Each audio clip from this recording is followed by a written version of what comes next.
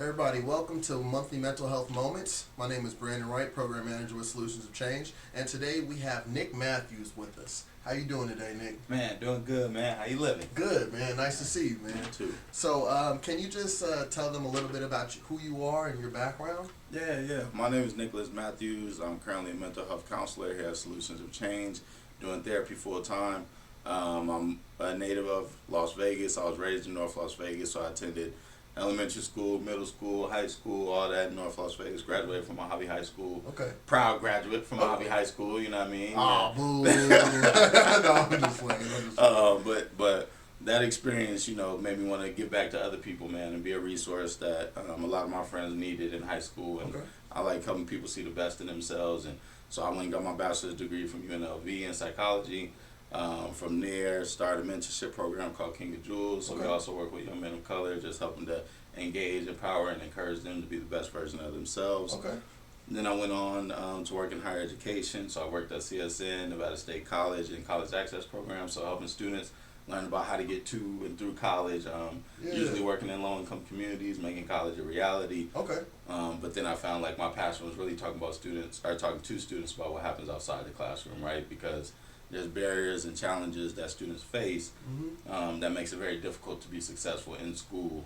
When I didn't eat last night, you know what I mean? It's hard to focus on the math test. When I'm in a single parent household and I'm raising my younger siblings, it might be hard to focus. So for me, I took pride in talking about those challenges that students face in order to help them reach success and what that really means for them. So then I realized, all right, I'm spending all this time talking about like counseling and mental health stuff. I might as well put a foot in the game. So I went and got this master's degree from the University of Pennsylvania. Yes, sir. That's an Ivy League school in Philadelphia. So I like to say that just because I went from North Vegas to the Ivy League, you know what I mean? So Yes, sir. That's kind of cool. Yes, so sir. I did that to get my master's in counseling, mental health services, and now I'm an intern working on my license in clinical professional counseling. And we're happy that you're a part of Solutions to Change. So if anybody wants to come see Nick, come to Solutions to Change. So let's get started, man. So the first question, so actually what we're talking about for October is the stigma of mental health.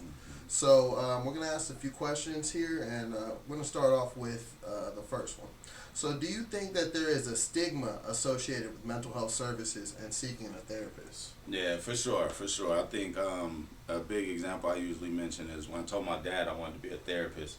I grew up in an African-American household, so I told my dad I wanted to be a therapist, and his first response was like, therapists got therapists, you know what I mean? Yeah. So, like, the idea of seeking help and speaking to somebody and also being that person for somebody else just seemed to be overwhelming. And I think a lot of people think of mental health and we think of, like, psych wards and mental health hospitals, and that usually comes with, like, mandated medication, and sometimes we see the videos and movies. The 72-hour holds and all those things. Exactly, all these involuntary things that you have to do. And then the straight jackets and the white walls, and I think we think of that when we think of mental health instead of it's like just the mentality is like you're almost like crazy, maybe. Exactly. I think a lot of people equate mental health and seeking services with, oh, I'm crazy or something is wrong with me, right? And I think acknowledging that something could be improved or there's something going on is difficult for a lot of people to admit and especially share with somebody else. It's like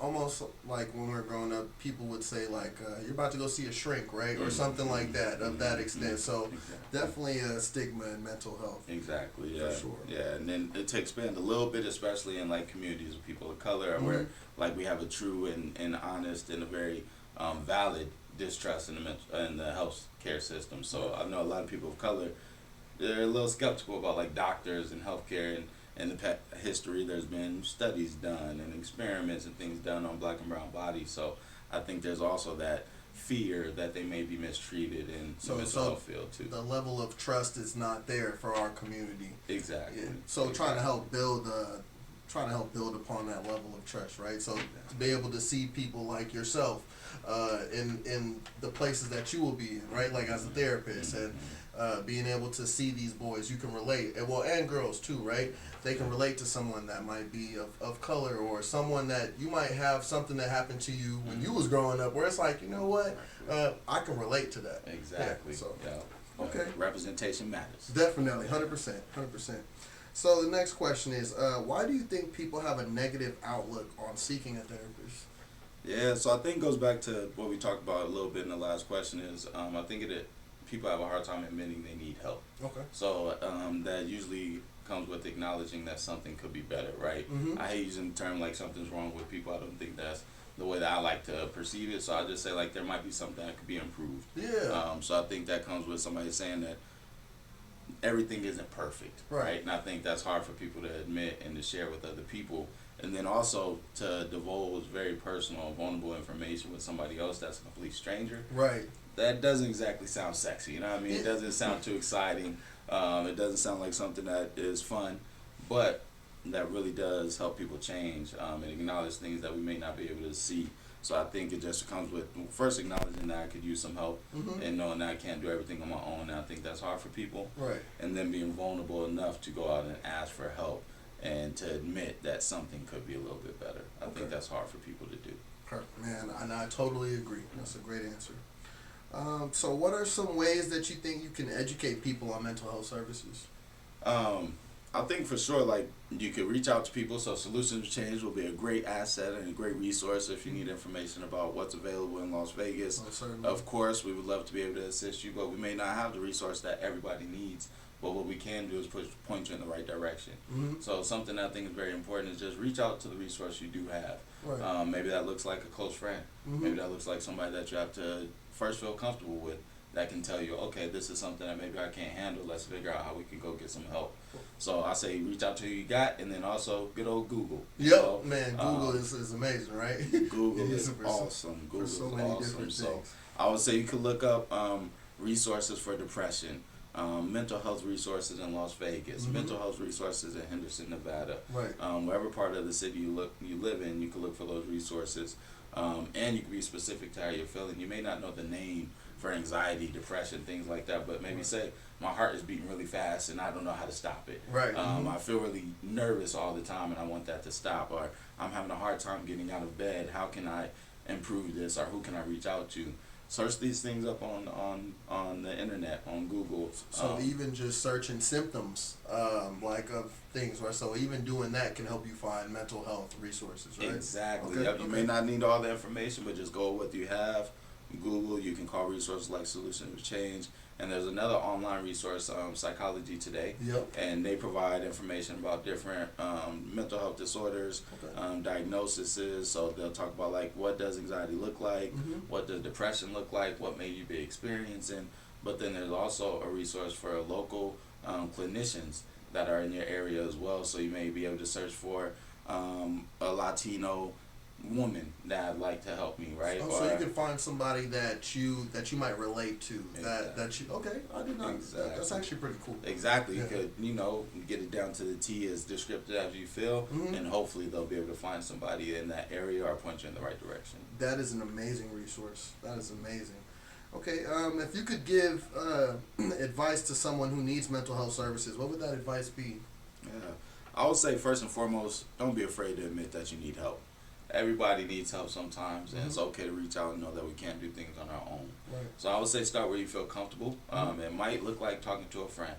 It might look like talking to somebody in your household.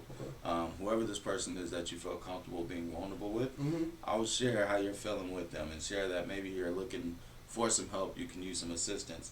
And then from there, maybe you two can go together to get you some help. Okay. But I understand. I would tell everybody to start where you feel comfortable first. I know it's hard to go out there and just call a stranger and call an agency and say, I need help. So I advise people to start where they feel comfortable. Okay, for and sure. Go with somebody that. All right. So a lot of people are in denial about services and why they might need them. What would you say are some good reasons to see the therapist? Yeah, man, I'd say there's plenty of reasons, right? Like, it doesn't have to be a earth-shattering reason. It could just be that you're having a hard time processing emotions. You might be going through something, you don't have anybody that you can talk to about it. Right. Maybe you don't have anybody who can talk to you from a judgmental perspective, right? So I'd say if you just need somebody to talk to, process some things, if you had a traumatic experience happen, if you're having a hard time getting out of bed because you're feeling depressed and sad most of the time, if you are noticing you're having frequent panic attacks or just feeling anxious, right? Like just have a feeling that something is going to happen. And in reality, nothing bad has happened just yet. But you have that feeling that something bad is going to happen. Building up in you, kind of. Yeah. So if you have a feeling like something is off, then I think that's a good time to seek just somebody to talk to. And again, it doesn't mean that you have to commit to 12 months of therapy or anything like that, but just take an opportunity to share how you're feeling with somebody that you trust and feel comfortable with is something that I think a lot of people can benefit from. One thing that I always point out is like my first big hit in my life was a breakup, like in high school. Girl broke up with me in like senior year of high school. I was distraught. I was toe up, man. You know what I mean? I need to talk to somebody. One thing that we will all say and probably like come to the realization is that we all needed to speak to someone about something of that nature, right? We probably won't be real with it, but I know there's a couple girls that they got me too, for real. So I feel you. Yeah, and I bring that up because it's funny, and as kids we always think like, especially young men, we're told, "Oh, get over it, you man up, you'll be okay." There's a million other fish in the sea, but in reality, I was tore up. I was depressed. Right. I had a new way of viewing myself that was smaller than how I saw myself before. And at that time, it was a very difficult time in my life. And had I talked to somebody about it, I probably would have processed it in a more healthier way. Definitely. But instead, I went on the, crusade against relationships. Of course. And now I'm going to just talk to whoever I can talk to. And, that toxic masculinity thing. And now I'm perpetuating that for younger generations. Right. Instead of stepping to the plate and saying, like, this is something that hurt me. How can I process this and not go on and hurt other people just because I was hurt? Man, I can definitely agree on something like that. I feel like a lot of us have possibly went through something like that. Another question I was going to ask is, do you feel like there should be, like, is there a problem that is so big you need to see a therapist, or a problem that is so small that you probably shouldn't seek a therapist? Does it kind of matter the severity of the problem, or does that not really matter when you're seeking a therapist? I say it doesn't matter, right? Because that's subjective. Like, what is impactful to me may not be as impactful to you. But my life is, again, the breakup, right, tore me up. A lot of my friends was clowning me. They didn't think that was cool. But for me, that was a big thing in my life because it made me see myself differently. Exactly. Which, in my opinion, meant I could have used the opportunity to talk to somebody. So I don't think there's anything too small and then, again, too big. If you're feeling overwhelmed, you're feeling like you can use some help, you don't know which way to turn, I would say that's a perfect time to talk to somebody. So I don't think there's anything too big or too small. I just say it's more about stepping outside your comfort zone and giving yourself a chance. So maybe if you're just noticing that you're just not yourself, maybe. So whether if it's like you said, not too big, too small, but you're just noticing maybe I'm just not me right now, right? Yeah, exactly. Yep. If I'm not in a good place with myself, I don't feel comfortable, I'm not processing these emotions right, because I don't even want to say I'm not feeling happy all the time. That's unrealistic. We're human. Right. We're not always going to be happy, but all the time. If you're at a place where you're not comfortable and not able to process these emotions and what you're going through, then I say, of course, it may be a time to speak to somebody. Okay, cool. That was a great answer. And the last question I got for you today. So I know you said a little bit about it, but have you always wanted to be a therapist, or what finally made you just be like, you know what, I'm gonna jump into the field. I'm just gonna go do it. Yeah. So how do you feel about that? Great question. Honestly, I had the hoop dreams, man. Okay. I had the hoop dreams. I want to go to the league. Yeah. My whole life I was playing a lot of basketball, and I thought I was good, and all that. But ultimately, I wasn't putting in the work that it took to get to the next level. So for me, I kind of had a crossroads where I could have went to junior college, played basketball, gave the dream another try, gave it a few more years. But ultimately, for me, I knew I wanted to just go to a larger university and focus on academics. And I started to reevaluate, what do I actually enjoy? What do I like? And I noticed that I liked helping people. Yeah. Point blank, period. I like to be the person that people can call. I like to be able to kind of bring people down off the ledge if they're feeling overwhelmed. I lived in North Las Vegas around a lot of people going through a lot of things, and I realized I may not be able to solve all your problems that are happening outside of this place, but if I could provide a safe space for you to be able to talk about them and process them and hopefully come to your own solutions, that's the best career I could ever imagine. And I realized that therapy will give me the opportunity to do that because, again, I can't stop everything from happening, but I can give you a different lens to look through. I can give you some tips and tools to help you process, maybe and help you figure out what is the road to a solution that is important and interesting to you as an individual. So I saw it as a way to be able to help people. I participated in therapy before, and I realized like there is a big need for men of color in this field, a big need for like culturally competent clinicians and people that you don't have to talk about your culture first to get to the actual problem, right?